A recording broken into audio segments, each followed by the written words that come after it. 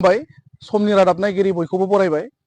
बे समाव आं दिनै दङ चिरां जिल्लानि नैबे खैलामैला ओनसोलाव नर्थ गान्दाबिल गामि बारग' एनडिएफबि अनथाव माने जाय बिथाङा गोबाव सम बर' हारिनि थाखाय एनडिएफबि आफादाव थानानै खामानि मावबोदोंमोन आरो बिथांनि न'आवहाय मोनसे समाव बिग्रायारि आफाद एनडिएफबिनि माखासे जोहोलावफोरा बिथांमोननि न'आव थानानैनो सम बारहोलांदोंमोन।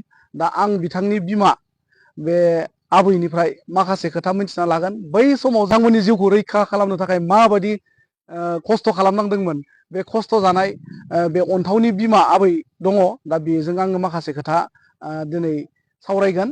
फैजों मिथिनानै लानि। आबैना फिसालाया एनडिएफबि आफादावहाय मोनसे समाव थांबाय। बै समावहाय फिसालाया जे एनडिएफबि आफादाव थांबाय, थांनाय समावहाय नों माबादि मोनदोंमोन गोसोआ? मोननायाथ' फिसा बुरजाबाबो फिसा साफा रोखोम मोनफा नालाय अनलायनाया रायलायनाय फाव फेसनफ्रा गोसोखांबाय थादोंमोन आरो आं इसोरनाव गथायै थादों। दा दिनै जोंना बिटिआर गोजोन गोरोबथा जानानै थांबाय। नोंनि फिसालायाबो माने मोजाङै मोजां सफैफिनबाय। सफैफिननो हानायाव दा फिसालाजोंनो ज' माने मोखां नायलायलाय जों नैबे माने संसारखौ खुंनो हानाया दङ। बेहाय माने गोजोननाय दङ निस्सय। आं मिथिनानै मोनदों माने बै समाव जेला सोमावसारनाय समावहाय नोंनि फिसालाया न'आव फैयोमोनब्ला जोबोर खस्थ'जोंहाय बा गिलुं गिलुंहै समखौ बारहोनांगौ जादोंमोन। बे समाव नोंनि फिसालाखौ माबादि माने आर्मि पुलिसनि नोजोरनिफ्राय माने माबादि सेफ साइड खालामनानै दोनदोंमोन? गोब्राबथार जादों। दोनखोमाबायनांदों। समाव थगायनांदोंबो। समाव फैदोंमोन, जानानै थांफिनदों। बेखौ बुंनो गोनां जादों। नंगौबो नामा नालाय बिदि आरो। माने बै समाव माने परिबेसानो थगायनो थाखाय थिनदोंमोन, माने जिउखौ रैखा होनो थाखाय, माने जिउ रैखाथि होनो थाखाय। दा बेनि अनगायैबो जों मिथिनानै मोनदों माने नोंसिनि नैबे न'आवहायनो आफादनि गोबां जोहोलावफोरा माने थानानै सम बारहोलांदों बा गाव गावनि जिउ रैखाखौ खालामलांनो हादोंमोन। बेबायदिबो जों खोनानो मोनदों। दा बेनि सोमोन्दै मा फोरमायगोन? बेनि सोमोन्दैलाय जोंहा बे समाव गेस गैया मा गैया, बनजोंनो आं संनानै जाहोबायदों। थांनानैल' थाथों, हारि हादोरनि थाखाय बिसोरो जिउ दान होदोंब्ला बे फिसाफ्रा थांनानै थाथों, साक्सेसफुल जाथों, बेखौ आं इसोरनाव गथायनानै थादों आरो। ओरैनो साबेसेसो बेबायदि थायोमोन? 30 जन 35 जन बिदि थायोमोन। 30-35 जन। ओमफ्राय बिसोरो खयदिन गाहाम थायोमोन खनसे फैगासेयावहाय? 3 मास खालाय थादों बे ग्रुप मोनसेया। 30 जना 3 मास थादों। दा खोनानो मोनबाय जोंनि समनि रादाब नायगिरि नोंथांमोना नैबे आबै जाय बिनि फिसाला अनथाव, बिथाङाबो एनडिएफबि आफादाव दंमोन। खिन्थु बेनि अनगायैबो नै बिथांमोननि न'खरावनो मोनसे समाव आफादनि 30निफ्राय 35 जनसिमा 3 माससिम माने नैबे न'खरावनो ओंखाम जानानै थाङोमोन बा 3 माससिम फिसिनो गोनां जादोंमोन। दा नैबे आबैजों आं दङ। दा बिदिनो निस्सय आर्मि पुलिसनि नोजोरनिफ्राय आबैया माबा खस्थ' मोनदोंमोन नामा बै समाव? मोननायालाय मोनदों।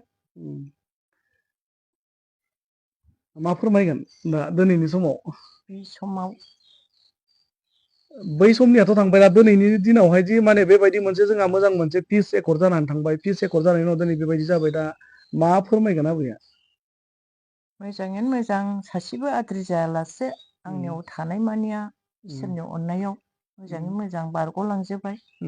बिनि थाखाय आं इसोरखौबो हामबाय होनदों। थांनानै थानाय फिसाफोरखौबो आं मोजां मोनदों आरो। बै समावहाय नोंनि आखाइजों माने ओंखाम संनानै जाहोहरबाय नोङो, बै मोनजालांनाय सोरबाफोर दिनैसिम फैनानै आबैखौ खबर लाफैफेरदों नामा? लाफैयाखै। माने समाबो खाबु होआखै निस्सय, जों दुसिनो हाया। दिनै बै समा आलादामोन।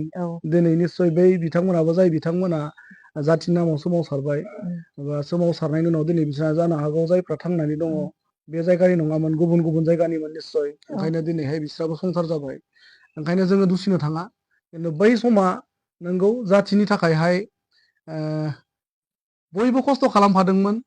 नट अनलि सोमावसारारि एनडिएफबि आं बेखौ दिनै बुंनो थांगोन नैबे जोंनि चेनेल नायगिरिफोरनिसिम खिन्थु नैबे आबैनिफ्राय मोनजालांनायनि उनावहाय जे आबैखौ खबर लाथारनांगौ बेखौबो लुबैयाखै आबैयाबो मोजाङै मोजां माने जिउ रैखा जानानै बारलांबाय दिनै नैबे परिबेससिम फैबाय बेखौनो माने हामजानाय मोनदों दा बांद्राय खोथाखौ आं आबैनाव सोंनो हाया आबेग जायो निस्सय मोदै गहां नुनो मोनदों आं गोबां खोथा बुंनो सानाखै आं दा बे समावहाय बिथांनिनो फिसाला अनथावनिफ्रायबो एसे मिथिनानै लागोन उदां बड'लेण्ड सोरजिनायनि थांखिजों नोंथाङा मोनसे समाव एनडिएफबि आफादाव थांदोंमोन बेनि सोमोन्दै मा फोरमायगोन समनि रादाब नायगिरिफोरनिसिम आंनि गोजोननायखौ बयनिसिमबो जासिग्रोबाय बै समाव जोंथ' हारिखौ सिबिनो होननानै सोरबा बिमा बिफाया जोंखौ थिनहराखै खिन्थु मोनसे सिटुवेसन जादोंमोन बेयावहाय जे साफ्रोमबो माने बर' जोहोलावजोफ्रा बै समावहाय हारिनि थाखायहाय एसेसो कन्ट्रिबिउसन हैनो हागोन नामा होननानै बयनिसिमबो मोनसे गाबखांनाय फैदोंमोनथ' दा बेयाव आंहाबो मोनसे सुबिदा मोननायखाय माबा मोनसे एसे मावलांनो हागोनदां बेखौ सानखांनानै लोगोफोर जेरै थांदों बेबायदिनो थांनाय आरो दा आफादाव थानाय आफादा माखासे नियम खान्थि थायो बेनि सोमोन्दै आं सोंनाय नंला दिनै बिटिआर गोजोन गोरोबथा जालांबाय नों मोजाङै मोजां न'आव सफैफिनबाय दा नैबे परिबेसाव थाफैनो मोननानै सासे एक्स एनडिएफबि हिसाबै नों मा बुंगोन सासे एक्स एनडिएफबिनि दायथ'आथ' गोबां रोखोमनि दुखु सुखु जाबोबाय बेखौ आङो सुख'नोबो हानाय नङा बुंजोबनोबो हानाय नङा दुखु सुखुआ बयबो मोनदों आंल' मोनाखै दा फैफिननो मोननाय बा जों गोथाङै थाबोबाय दुखु खस्थ' मावबोनायनि उनावहाय जों जे दङ बे मोनसे गोजोननाय दङ ओमफ्राय एकर्ड हिसाबै दिनै गोरोबथा जादोंबाबो आंल' गोजोननाय थानानैलाय मा जानो फ्राय आंनिफ्राय बांसिन दिनैहाय जोबथेसालियाव थानाय इभेन केसनि खोथा दङ आरो जायखिनि MOSआव लिरनायमोन बिटिआर गोरोबथानि उनाव बे मावफुंजायाखै बेखौ मावफुंजानांगौनि थाखायनो जोङो खारबायबो थादों इउनाइटेड फराम अफ एक्स एनडिएफबिआ मावबाय थादों दिल्ली थांदों स्टेटआवबो रायलायदों आरो बेयाव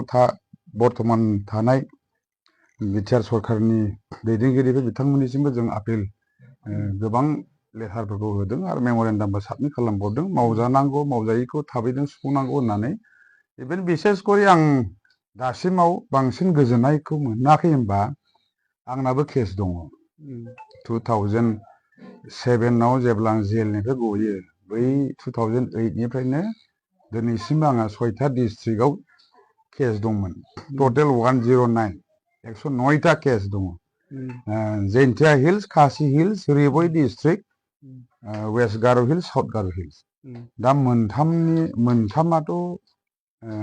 डिस्ट्रिक्टआ बियो फैया केसआ फैया खिन्थु तुरानि केस शिलंनि केसआ वारेन्ट फैबाय थायो दा बे साननैसोनि गेजेरावनो बेबायदि वारेन्ट फैबावबायदों नामा वारेन्टआ आंना 2008निफ्रायनो दङ दासिमबो दं माने कर्टआव हाजिर जाबाय थानांगौ जायो कर्टआव हाजिर जानांगौ दा बेफोरबायदि केसखौहाय जों एग्रिमेन्टनि गेजेरजों फोजोबना होयोब्ला निस्सय मोजां जायोमोन होननानै सानो सावरायनायाथ' एनडिएफबि हिसाबै जोङो सावरायदोंमोन गोरोबथा जानायनि सिगां जोङो प्रथमावनो जोंहा एनडिएफबि हिसाबै जेसेबां समायसाफोर दङ फार्स्ट अफ अलाव बेखौनो थांखिनानै जों मेम'रेन्डाम होनानै जोङो सावरायनाय जादोंमोन एकर्डआ बोरै बोरै जालांखो आं बेखौ गोलावै बुंनांगौ गैला रायजोआ मोनथियो दिनैहाय माबायदि गोरोबथा जादों जायाखै जायनि थाखाय जोङो दिनैहाय इउनाइटेड फराम अफ एक्स एनडिएफबि होननानैबो दिनै गाबख्रावफिननो गोनां जादों सेंग्राफोरनि दुखु खस्थ'नि खोथाखौ सिन्था खालामनानै जोंथ' दाबो